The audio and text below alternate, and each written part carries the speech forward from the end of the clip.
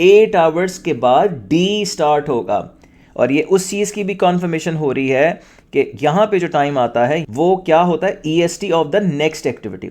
यहाँ पे जो टाइम आता है वो LFT होता है, LFT of previous activity. So class finally what is the critical path of this question. वो क्रिटिकल पाथ क्या है, वो है Hello everyone, this is Kamran Abdussalam and today we are continuing with the recording of network analysis की diagram और CPA का हम topic करने जा रहे हैं। हम कुछ मज़ीद क्वेश्चन सॉल्व करेंगे उस डॉक्यूमेंट के जो कि डिस्क्रिप्शन में आपके पास अवेलेबल है। ठीक, ये स्लाइड है जो पहली क्लास थी इस टॉपिक की, उसमें हमने सॉल्व किया था। आज की क्लास में हम ये क्वेश्चन नंबर 2 सॉल्व करेंगे। ठीक, अच्छा, द क्वेश्चन इज के भाई एक्टिविटी है ABCDEFGH और ये उसकी प्रीवियस एक्टिविटीज है, राइट। और ये इसके साथ गिवन है इसका टाइम पीरियड, और इस क्वेश्चन को हम देखेंगे कि ये क्वेश्चन की डायग्राम कैसे बनेगी। टू स्टार्ट ऑफ विद, तो यहाँ पे लिख लेते सोल्यूशन, और यहाँ से हम स्टार्ट करने जा रहे हैं जनाब अपनी एक्टिविटी ए एक्टिविटी। और मैंने पहले बताया था ये वाली चीज खुद कोई एक्टिविटी नहीं है, ये तो जस्ट एक स्टार्टिंग नोड है। ठीक, अच्छा, और फिर यहाँ से स्टार्ट हमने की एक्टिविटी ए, और ए का ड्यूरेशन था, ए का हमने नाम लिखा, ए का उसमें टाइम पीरियड मेंशन कर दिया, नोड नंबर मेंशन कर दी, और ये हमारा काम कंप्लीट हो गया as far as the start of the first activity is concerned। अच्छा, फिर हमने देखा कि एक्टिविटी बी कब स्टार्ट हो रही है। बी स्टार्ट हो रही है भाई जब ए खत्म हो रही है। जब एक्टिविटी ए खत्म होगी तो वहां से एक्टिविटी बी स्टार्ट होगी। तो ए फिनिशेस और हम क्या करते हैं, एक्टिविटी बी को स्टार्ट कर देते हैं। ये एक्टिविटी बी स्टार्ट हो गई। और जिन बच्चों के लिए ये क्वेश्चन नया है वो उनसे मेरी रिक्वेस्ट है कि please go to the first video of this topic, network analysis, critical path analysis, और मैंने बहुत डिटेल से एक्सप्लेन कर दिया है। एक्टिविटी बी का जनाब टाइम बता रहे हैं हमें 5 आवर्स, और 5 आवर्स हमने लिख लिया। 5 आवर्स हो या मंथ्स हो या डेज हो, इससे कोई फ़र्क नहीं पड़ता, हमने टाइम मैंशन कर दिया। अच्छा, फिर सी कब स्टार्ट होगी। एज आई मैंशन बिफोर, सी को यहाँ से स्टार्ट होना चाहिए, सी को यहाँ से स्टार्ट होना चाहिए। 1 सही है या 2 सही है, राइट। तो आप कहेंगे सर 2 कैसे सही हो सकता है। 2 का मतलब तो ये है कि ए और सी साथ साथ शुरू हो रहे हैं, जबकि क्वेश्चन की रिक्वायरमेंट ये थी कि C shall start when A finishes। तो A कहाँ पे खत्म हो रहा है, A नोड नंबर 2 पे खत्म हो रहा है। तो फिर यहाँ से हम स्टार्ट कर देंगे activity C। I hope this is clear to everyone. और ये एक्टिविटी C स्टार्ट होगी, C का ड्यूरेशन है 2 आवर्स। फिर D स्टार्ट करें, D कब स्टार्ट करें, जब B खत्म हो रहा है। तो हम चलो B को खत्म कर देते हैं, और हमने स्टार्ट कर दी एक्टिविटी D, और इसका नोड नंबर है कितना, नोड नंबर है 3, और D इसका नाम लिख दिया। और दूसरी बात ये कर दी कि ड्यूरेशन मेंशन कर दिया। तो आप एक बात नोट कर रहे होंगे कि मैंने नोड्स कब बनेगी, नोड्स उस वक्त बनेगी जब एक्टिविटी स्टार्ट हो रही है। नोड उस वक्त नहीं बनेगी जब आप एक्टिविटी को खत्म कर दें, या आप एक्टिविटी को सी को खत्म किया तो आप नोड बना दें। नहीं, ऐसी बिल्कुल भी नहीं करनी आपने बात। क्यों?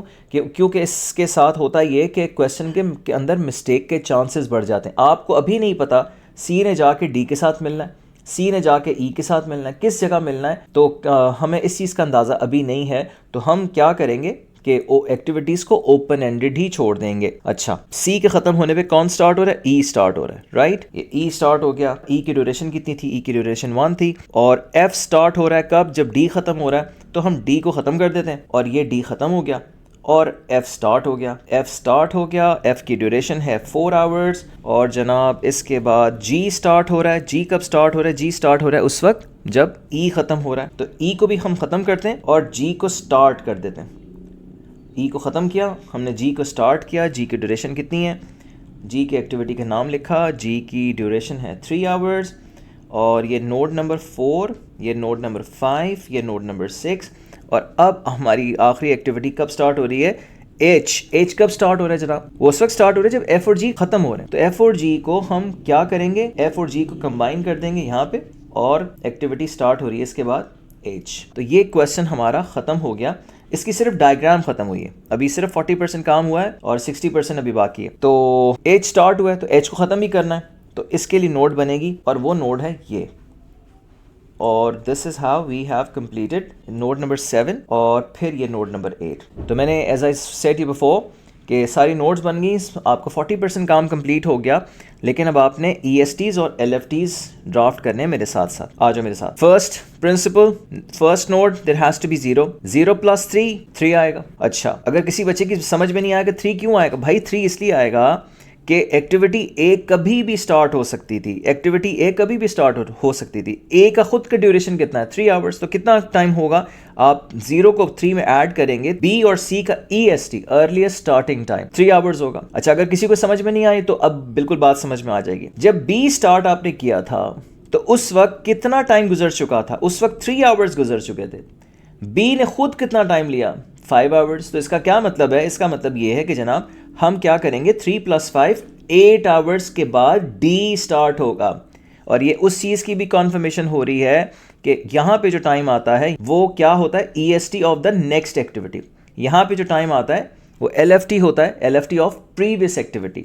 ठीक, I hope this is clear to you. और अगर किसी को अगर अभी भी कोई थोड़ी सी क्लैरिफिकेशन रह गई है तो मेरी बात गौर से सुन ले ज़रा। सी एक्टिविटी स्टार्ट हो रही है, सी जब स्टार्ट हुई थी तो कितने टाइम गुजर चुका था, 3 डेज हो चुके थे, 3 डेज। और सी का खुद का ड्यूरेशन कितना था 2 डेज, तो कितना टाइम गुजर चुका होगा ऑल टुगेदर 5 डेज। तो ये 5 कहाँ पे आएगा, ये 5 इस नोट नंबर 4 में आएगा। तो फिर इसी तरह जब हम आगे जा रहे हैं तो एक्टिविटीज़ के अंदर ESTs ऐड करते हुए जा रहे हैं। तो आप मेरे साथ ज़रा ये देख लें कि 8 + 6 = 14, 8 + 6 = 14, और 5 + 1 = 6, 5 + 1 = 6, और 14 + 4 कितना होगा बच्चों, 14 + 4 होगा 18, और 6 + 3 9। ठीक, अच्छा, तो जो सिंगुलर रूट पे आ रही थी एक्टिविटीज़ तो उनका साथ तो मैंने ये किया कि उनका टाइम उनकी ड्यूरेशन के EST के अंदर लिख दिया। यहाँ पे जो मल्टीपल नोड्स आ रही हैं, मल्टीपल एक्टिविटीज़ हैं, सॉरी मल्टीपल नोड्स नहीं, मल्टीपल एक्टिविटीज़, तो मैंने ज़रा रुक गया और मैंने वैल्यू कहाँ लिखी, नोट्स के बाहर लिखी। तो मेरी ज़रा पिछली एग्जांपल आप रिकॉल करेंगे। फॉर इंस्टेंस इस कमरे में कंस्ट्रक्शन का काम हो रहा है, 2 इलेक्ट्रिशियंस काम कर रहे हैं, एक का काम ख़त्म होगा 3 दिन में, दूसरे का काम ख़त्म होगा 2 दिन में। ये दोनों काम जब ख़त्म हो जाएंगे तो ही आप रंग वाले को बुला सकते हैं, कलर वाले को, सही है। तो आप कब बुलाएंगे कलर वाले को, 5 दिन के बाद, या 2 दिन के बाद, या 7 दिन के बाद? आप कहेंगे सर नेचुरली 5 डेज़ के बाद बुलाएंगे। इसका मतलब ये है, इस बात को दूसरी तरह से भी किया जा सकता है कि आप सेकेंड जो इलेक्ट्रिशियन था उसके पास 3 दिन का फ्लोट अवेलेबल है, उसके पास 3 दिन का मार्जिन अवेलेबल है कि अगर उसकी जॉब 3 डेज से डिले हो भी जाती है, 3 डेज़ में अपना काम नहीं करता, तो भी प्रोजेक्ट की कंप्लीशन में कोई टाइम नहीं लगेगा। रिजल्ट का कॉज नहीं बनेगा कि आपकी जॉब डिले हो जाएगी, जॉब डिले नहीं होगी। ठीक है, तो दैट मीन्स कि जब कभी मल्टीपल नोट्स मर्ज हो रही हैं, मल्टीपल एक्टिविटीज़ मर्ज हो रही हैं, तो we have to write the bigger value. ठीक, I explain this concept before. और 18 + 2 20। अच्छा, ये आपने तो लिख लिया 18 + 2 20। अब ज़रा इसके बाद दोबारा आ जाए यहाँ पे कि यही 20 हमने दोबारा यहाँ पे लिखा, और माइनस जब करते हुए जाएंगे LFTs के लिए तो हमें ज़रूरी है 20 - 2 = 18, 18 - 4 = 14, और 18 - 3 = 15। यहाँ पे क्या आ गया, यहाँ पे फ्लोट टाइम अवेलेबल आ गया। फ्लोट टाइम है, फ्लोट कैसे पता चल रहा है हमें कि G शुरू होनी चाहिए 6 दिन के बाद, E एक्टिविटी कब ख़त्म होनी चाहिए, वो 15 डेज में भी ख़त्म होगी तो कोई मसला नहीं है। तो क्या मतलब है कि E के पास, C के पास फ्लोट अवेलेबल है। फ्लोट कितना अवेलेबल है, इसके पास तकरीबन 9 दिन का फ्लोट अवेलेबल है। 15 - 1 कितना आएगा 14, 14 - 2 12, और 14 - 6 is 8, और 8 - 5 3। तो यहाँ पे 12 आएगा, 3 आएगा। आगे जब जा रहे थे मल्टीपल एक्टिविटीज़ में जब मर्ज हो रही थी तो हमने कौन सी वैल्यू लिखी थी, हमने बड़ी वैल्यू लिखी थी। हम जब वापस जाएंगे तो हमें क्या करना पड़ेगा, हमें छोटी वैल्यू लिखनी पड़ेगी। इसकी लॉजिक भी सुन लें आप। अगर इसके अंदर हम लिख देते हैं 12, ठीक है, और 12 - 3 9। 9 का क्या मतलब है, 9 है LFT ऑफ प्रीवियस एक्टिविटी। इसका मतलब है कि इससे पहले वाली जो एक्टिविटी है वो उसको 9 दिन में ख़त्म हो जाना चाहिए। पीछे कौन सी एक्टिविटी, पीछे तो कोई एक्टिविटी नहीं है। तो मैंने कहा था भाई अगर जिन्नात काम करे तो हमें पता नहीं है, जिनका अगर काम कर रहे हो, जिन्नात अगर काम कर रहे हो तो हमें पता नहीं, लेकिन इंसान तो काम नहीं कर रहे। ठीक है, तो दैट मीन्स कि हम क्या करेंगे, हमें छोटा टाइम ड्यूरेशन लिखना पड़ेगा। और ये आप रूल ऑफ थंब के तौर पे अंडरस्टैंड कर लीजिएगा इस चीज़ को। और ये बहुत ही ज़रूरी बात है कि going backwards we need to write the smaller value, and going forward जब जाएंगे, प्रोजेक्ट की कंप्लीशन टाइम की तरफ जाएंगे, तो हमें क्या करना होगा, हमें बड़ी वैल्यू लिखनी होगी। तो 3 लिखा हमने, 8 - 5 3, और 3 - 3 0। तो इसके बाद ये क्वेश्चन कंप्लीट हो गया। 80% काम आपका डन। और 20% के लिए क्या करेंगे, आप अब देखेंगे कि कौन से रूट ऐसे हैं जिनके पास फ्लोट टाइम बिल्कुल भी अवेलेबल नहीं है, राइट। तो आपने ये देखा कि A है, B है, और डी है और एफ है और एच है, तो इस रूट के ऊपर बिल्कुल भी फ्लोट अवेलेबल नहीं है। और यहाँ पे फ्लोट अवेलेबल है, कहाँ पे फ्लोट अवेलेबल है? ए सी ई जी और एच की तरफ आप जाएंगे तो इस रूट के ऊपर फ्लोट अवेलेबल है, इस रूट के ऊपर फ्लोट अवेलेबल है। तो दैट मीन्स कि this is a critical path. और क्रिटिकल पाथ को कैसे मेंशन करते हैं? क्रिटिकल पाथ को आप एक डॉटेड लाइन के ज़रिए, जो कि मैं तो अभी ज़रा मार्कर यूज़ कर रहा हूँ, रिप्रेजेंटेशन इसकी हो सकती है इस डॉटेड लाइन के ज़रिए भी, इस तरह लाइन को आप पंच कर दें तो इस तरीके से भी हो सकती है, और नहीं तो फाइनली आप ये लिख दें critical path is equal to A B D F और एच। दैट्स इट बच्चों, ये क्वेश्चन खत्म हो गया। I hope this is clear to you, right? अच्छा, critical path is, why is that termed as critical? Because of the fact, सुन लीजिए, because there is no float time available. आपने ये चीज़ लिखनी होगी, right? And we need to keep all the resources readily available. Resources से क्या मुराद है? मशीन्स हैं, वर्क फोर्स है, लेबर है, हमारी मटीरियल है, लुब्रिकेंट्स हैं, सब चीज़ें तैयार रखनी होंगी कि जैसे ही हमारे पास कंसाइनमेंट पहुंचेगा इस डिपार्टमेंट में, हमें we need to start the work instantly, क्योंकि आप कोई भी डिले उसमें अफोर्ड नहीं कर सकते। ठीक है बच्चा? Now moving on to the next question, question number 3, और ये कह रहा है कि जनाब ए बी साइमल्टेनियसली स्टार्ट हो सकते हैं। सी स्टार्ट होगा जब ए ख़त्म होगा, बी डी स्टार्ट होगा जब बी और सी ख़त्म होंगे, ई ए पे ख़त्म होगा। और ये ज़रा आप एक क्वेश्चन नोट कर लें और प्रीवियस एक्टिविटीज़ को आप देखें और हम स्टार्ट करें इस एक्टिविटी का, इस क्वेश्चन का सोल्यूशन। अच्छा, ये एक्टिविटी ए स्टार्ट हो रही है, एक्टिविटी बी भी स्टार्ट हो रही है। इस एक्टिविटी के शेप में और प्रीवियस जो एक्टिविटीज़ थी उनमें क्या फ़र्क है? ये कह रहा है कि जनाब ए और बी दोनों साइमल्टेनियसली साथ साथ स्टार्ट हो रही हैं। इसका मतलब है कि आप ए को भी शुरू कर सकते हैं और आप बी को भी शुरू कर सकते हैं। As far as diagram of the question is concern, मैंने इस तरह नहीं बनाई, इस तरह बना ली है, तो इससे कोई फ़र्क नहीं पड़ता। ठीक है? अच्छा, प्रीवियस जो बात थी वो ये कह रहा था, इससे पिछले वाले जो 2 क्वेश्चन हमने किए हैं, वो जब ए ख़त्म कर रहे थे तो बी स्टार्ट हो रहा था। तो ए ख़त्म हो रहा था जहाँ पे इस नोड नंबर 2 के ऊपर ए ख़त्म हो रहा था और बी स्टार्ट हो रहा था, और अब जो है वो ए और बी दोनों साथ साथ स्टार्ट हो रहे हैं साइमल्टेनियसली। ठीक है? अच्छा, फिर सी कब स्टार्ट होगा? जब ए ख़त्म होगा। तो हम ए को ख़त्म करते हैं और एक्टिविटी सी को स्टार्ट कर देते हैं। एक्टिविटी सी को स्टार्ट कर दिया हमने, और सी का ड्यूरेशन कितना है? सी का ड्यूरेशन है 12 आवर्स। अच्छा, फिर एक्टिविटी डी स्टार्ट हो रही है। और डी कब स्टार्ट हो रही है बच्चों? डी कब स्टार्ट हो रही है? डी स्टार्ट हो रही है जब बी और सी खत्म हो रहे हैं। तो मैंने इस वजह से कहा था कि आप एक्टिविटी को आप एंड नहीं करेंगे, क्योंकि आपको नहीं पता कि एक्टिविटी की डायरेक्शन क्या है। उसने मर्ज होना है किसी के साथ, जाके बी के साथ मिलना है, सी के साथ मिलना है। तो ये एविडेंस अब आ गई हमें कि ये हमने जनाब बी और सी को ख़त्म किया और एक्टिविटी डी को स्टार्ट कर दिया। एक्टिविटी डी स्टार्ट होगी, और डी का ड्यूरेशन क्या है? डी का ड्यूरेशन 6 आवर्स, और नोड नंबर 2, नोड नंबर 3। तो I hope this is clear to everyone. E start हो रहा है जनाब जब ए ख़त्म हो रहा है। तो ए कहाँ पे ख़त्म हो रहा है? ए ख़त्म हो रहा है नोड नंबर 2 के ऊपर। तो ई स्टार्ट होगा जब ए ख़त्म होगा। ये हमने ई को स्टार्ट कर दिया, ई, और ड्यूरेशन है इसका कितना? 14 आवर्स। फिर उसके बाद एफ स्टार्ट हो रहा है। एफ स्टार्ट हो रहा है, ये देख लें, एफ स्टार्ट हो रहा है जब ई ख़त्म हो रहा है। एफ स्टार्ट हो रहा है जब ई ख़त्म हो रहा है। ई को किया ख़त्म, एफ को स्टार्ट कर दिया। ड्यूरेशन क्या है एफ का? एफ का ड्यूरेशन है 10 आवर्स। और फिर जनाब फिर जी स्टार्ट हो रहा है। जी कब स्टार्ट हो रहा है? जब एफ और डी ख़त्म हो रहे हैं। तो यहाँ पे हम एफ और डी को ख़त्म करते हैं और स्टार्ट कर देते हैं किसको?